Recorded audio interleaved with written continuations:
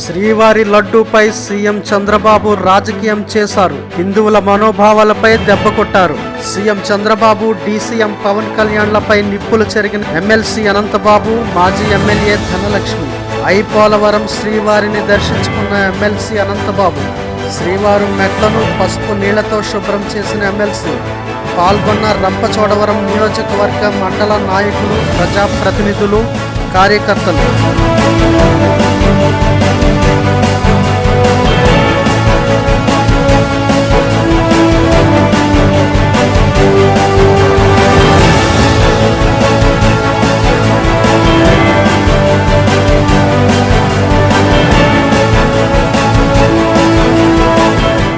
శ్రీవారి లడ్డూలో కల్తీ జరిగిందని ఆరోపించిన CM Chandrababu, deputy CM Pawan కళ్యాణ్లపై ఎమ్మెల్సీ అనంతబాబు మండిపడ్డారు. గతంలో శ్రీవారి లడ్డూలో జంతువుల కొవ్వు కలిపారని, చంద్రబాబు, పవన్ కళ్యాణ్లు విష ప్రచారం చేశారని, చంద్రబాబు శ్రీవారిని సైతం రాజకీయాలకు వాడుకున్నారని ఎమ్మెల్సీ అనంతబాబు మండిపడ్డారు. పోలవరం జిల్లా రంపచోడవరం నియోజకవర్గం పోలవరంలో శ్రీవారిని దర్శించుకున్న ఆయన టీటీడీ గుడిమెట్లను పసుపు నీళ్లతో శుభ్రం చేశారు. అనంతరం ఆయన మీడియాతో మాట్లాడారు. సనాతన ధర్మం కాపాడతానన్న డీసీఎం పవన్ కళ్యాణ్ ఇకనైనా సమాధానం చెప్పాలని ఎమ్మెల్సీ అనంతబాబు డిమాండ్ చేశారు. టీటీడీ ఖ్యాతిని దిగజార్చిన చంద్రబాబు రాజకీయం మరోసారి తేటతెల్లమైందని, అధికారం ఉన్నా లేకపోయినా క్యారెక్టర్ ముఖ్యమని ఆయన హితవు పలికారు. ఇప్పటికైనా శ్రీవారిని దర్శించుకొని చెంపలేసుకోవాలని ఆయన హితవు పలికారు. లడ్డూ ప్రసాదంలో ఎనిమల్ ఫ్యాట్ కలిసిందని చెప్పేసి సాక్షాత్తు ఒక రాష్ట్ర ముఖ్యమంత్రి అయినటువంటి వ్యక్తి ఏవైతే ఆరోపణలు చేశారో, ఈ ఆరోపణలకు సంబంధించి ఏదైతే వాళ్ళు చెప్తా ఉన్నారో అవన్నీ కూడా అబద్ధం. ఎటువంటి ఆ ప్రసాదంలో ఎటువంటి ఎనిమల్ ఫ్యాట్ కలపలేదని చెప్పేసి ఏదైతే సిబిఐ ఎంక్వైరీలో ఛార్జ్ షీట్ అయితే వేయడం జరిగిందో దాంట్లో ఎటువంటి ఎనిమల్ ఫ్యాట్ జరగలేదని చెప్పేసి కోర్టు తేల్చడం జరిగింది. ఇంత జరిగిన తర్వాత కూడా ఈ రోజుకి కూడా ఇంకా అది నిజమని చెప్పి బుకాయించే విధంగా కూటమి ప్రభుత్వం ఏ రకంగా రాష్ట్ర ప్రజల్ని ఏ రకంగా మభ్యపెడతా ఉందో, ఏ రకమైనటువంటి అబద్ధాలను తీసుకొచ్చి రాష్ట్ర ప్రజల్ని నమ్మించాలని చూస్తూ ఉందో ప్రజలందరూ కూడా గ్రహించాలి. ఆ కార్యక్రమం మేరకు ఈరోజు ఇక్కడ ఈ పోలవరంలో రంపచోడవరం హెడ్ క్వార్టర్స్లో ఉన్నటువంటి పోలవరం వెంకటేశ్వర స్వామి గుడిలో ఈ కూటమి ప్రభుత్వం చేసినటువంటి తప్పుడు ప్రచారాలకు, వాళ్ళు చేసినటువంటి పాపానికి పరిహార దీక్షగా ఈరోజు ఇక్కడ పూజలు నిర్వహించడం జరిగింది. వైఎస్ఆర్ కాంగ్రెస్ పార్టీకి సంబంధించినటువంటి మొత్తం నియోజకవర్గానికి సంబంధించినటువంటి నాయకులు అలాగే ప్రజాప్రతినిధులు అందరూ కూడా ఈ కార్యక్రమానికి హాజరవడం జరిగింది.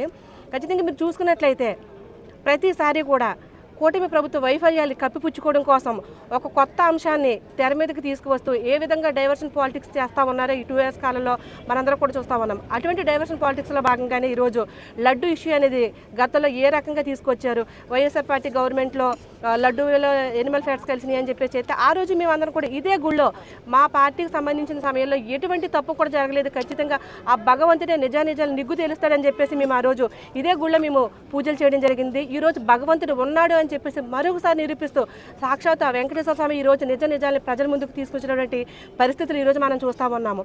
ఇకపోతే మనం ఈరోజు చూసుకుంటే ఎవరి కాలంలో హిందూ ధర్మానికి సంబంధించినటువంటి దేవాలయాలు కొత్త దేవాలయాలు కట్టించడం కానీ హిందూ మత ధర్మాన్ని కాపాడే విధంగా పరిపాలన చేశారనేది ఒకసారి చూసుకుంటే అది మా వైఎస్ఆర్ పార్టీలో జరిగింది. ఎందుకంటే ఈ కూటమి ప్రభుత్వ నాయకులు 2014 నుంచి 19 వరకు ఉన్నప్పుడు ఈ కూటమి నాయకులే అమ్మవారి గుళ్ళో క్షుద్ర పూజలు చేయించడం కానీ, ఎన్నో దేవాలయాలు పడగొట్టడం కానీ చేయడం జరిగారు.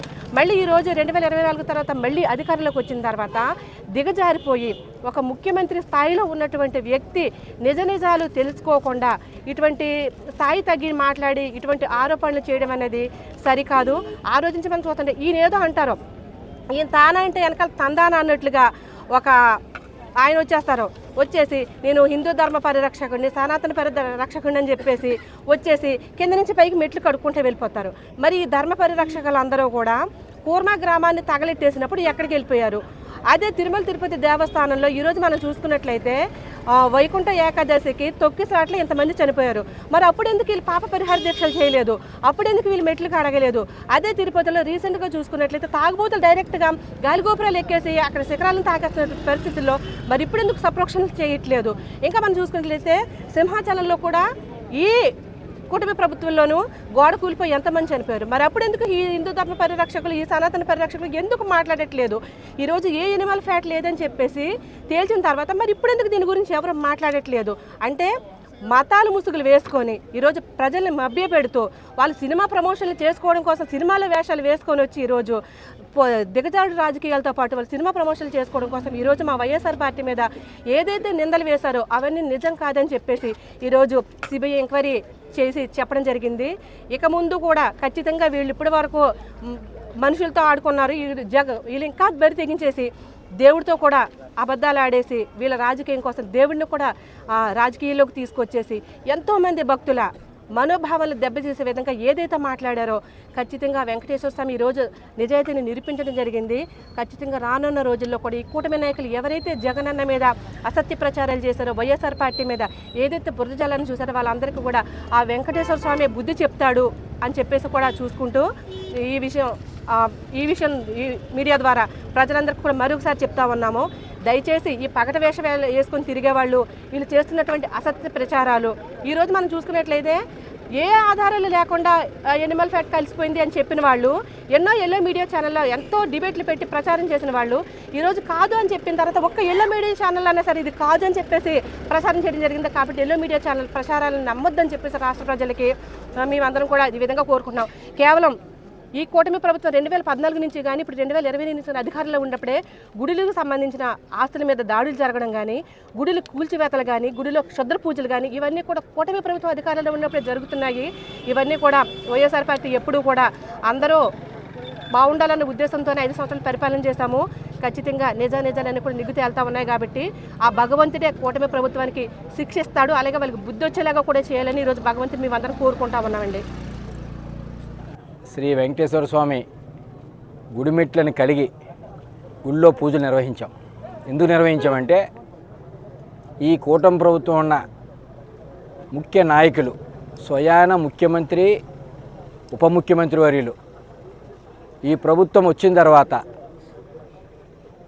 తిరుపతి లడ్డూలో జంతు కొవ్వు కలిసిందని ఆరోపణలు చేసి వాళ్ళకున్న ఎల్లో మీడియాలోని వాళ్ళకున్న యూట్యూబ్ ఛానల్స్లోని ఇష్టం వచ్చినట్టు ప్రచారం చేసిన సందర్భం మీరందరూ చూశారు.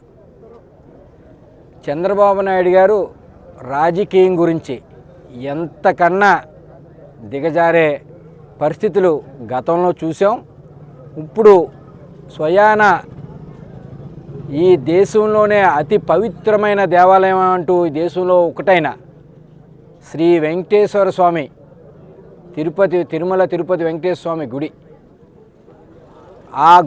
ఆ గుళ్ళో తిరుపతి లడ్డు అంటే చాలా ఈ దేశంలో కాదు ప్రపంచంలోనే ప్రఖ్యాతం గాంచిన ఆ గుడి ప్రసాదం. ఈవేళ ఈ దేశంలో కానీ ఈ రాష్ట్రంలో ముఖ్యంగా మన ఆంధ్ర రాష్ట్రంలో అటువంటి గుడి ఉండడం ఈ ఆంధ్ర రాష్ట్ర ప్రజలు చేసుకున్న పుణ్యం. దాన్ని ఎక్కడ కూడా ఏ రాజకీయ నాయకులన్నా ఏ ప్రజలన్నా ఆ గుడి ప్రఖ్యాతి చెందాలని కోరుకుంటారు తప్ప దాన్ని అబాసు పాలు చేయాలని ఈ భూప్రపంచం మీద పుట్టిన ఏ హిందువులు కూడా ఆ దిశగా ఆలోచన చేయరు. కానీ ఈవేళ చంద్రబాబు నాయుడు గారు ఈ వెంకటేశ్వర స్వామిని కూడా రాజకీయంగా వాడుకోవాలని ప్రయత్నం చేసి అది జగన్మోహన్ రెడ్డి గారికి వైఎస్ఆర్ కాంగ్రెస్ పార్టీ మీద బురద జల్లాలని ప్రయత్నం చేశారు. ఆ జల్లాలని ప్రయత్నం చేసిన రోజే ఇదే గుడి దగ్గర మేము వచ్చి వెంకటేశ్వర స్వామిని కోరుకున్నాం, పూజలు చేశాం. ఆ రోజు ఇక్కడికి వచ్చి పూజలు చేసి వెంకటేశ్వర స్వామిని ఒకటే కోరుకున్నాం, దీంట్లో దోషులు ఎవరుంటే అది నిజ నిర్ధారణ చేపించు స్వామి అని ఆ రోజు కోరుకున్నాం. వెంకటేశ్వర స్వామి ఆయనే స్వయంగా ఈవేళ నిజమేంటో బయటకు పెట్టిన సందర్భం ఒక కోర్టు ద్వారా ఒక సంస్థ ద్వారా ఈవేళ బయటెట్టిన సందర్భం మనం చూసాం. దానికి ఈవేళ ఇప్పటికన్నా చంద్రబాబు నాయుడు గారికి, ఉప ముఖ్యమంత్రి పవన్ కళ్యాణ్ గారికి సనాతన ధర్మం అంటారు ఆయన మెట్లు కలిగిన సందర్భం ఈ ప్రసాదంలో కలిగింది అపవిత్రం అయిపోయిందని స్వయాన తిరుపతి మెట్ల మీద నడుచుకుంటూ వెళ్ళి ఆయన చేసిన సందర్భం మనం చూసాం. ఈవేళ ఆయన ఏం మాట్లాడతారో మాట్లాడాలి. ఆయన వచ్చి ఆ రోజు ఎందుకు చెప్పగలిగారు, ఏ రకంగా చెప్పగలిగారు? ఈవేళ దేశంలోనే ప్రపంచంలోనే భక్తుల మనోభావాలను కూడా ఈవేళ తాకట్టెట్టిన పరిస్థితికి ఈవేళ దిగజారారు ఈ కూటమి ప్రభుత్వ నాయకులు. వాళ్ళకి ఇప్పటికైనా జ్ఞానోదయం కలిగించి స్వామి అదే కోరుకున్నాం, జ్ఞానోదయం కలిగించు. వాళ్ళకి రాజకీయాల గురించి వెంకటేశ్వర స్వామిని, ప్రత్యక్ష దైవమైన వెంకటేశ్వర స్వామిని వాడుకోకుండా చూడు స్వామి, వాళ్ళకి బుద్ధి ప్రసాదించు స్వామి అని వేడుకున్నాం. ఎందుకంటే మన దేవుణ్ణి మనం ఖ్యాతిని ఈ దేశంలోనే, ఈ ప్రపంచంలోనే అంత ప్రఖ్యాతి కలిగిన దేవాలయం మన రాష్ట్రంలో ఉండడం మన గొప్పతనం. దాని మన ఖ్యాతిని మనమే ఈవేళ చంద్రబాబు నాయుడు స్వయంగా ఈవేళ ప్రపంచంలోనే అందరూ కూడా అనుమానం పడే, ప్రసాదం మీద వాళ్ళ అపోహలు పడే పరిస్థితికి ఈవేళ దిగజారామంటే ఏ స్థాయికి దిగజారాడో ఒకసారి ఆలోచన చేయండి. ఎన్నోసార్లు సందర్భాలు చూసాం. ఆనాడు ఎన్టీఆర్ గారిని తన్నిన సందర్భాలు చూసాం. రాజకీయాల గురించి ఎన్నో అబద్ధాలని చెప్పే సందర్భం ఇప్పుడు చూసాం. ఈ ప్రభుత్వం అధికారంలో రాకముందు వాళ్ళు ఎన్నికల ముందు ఏ హామీలు ఇచ్చారో చూసాం. 2014లో కూడా ఏ రకమైన హామీలు ఇచ్చారో, ఒక హామీ అమలు చేశారో లేదో చూసాం.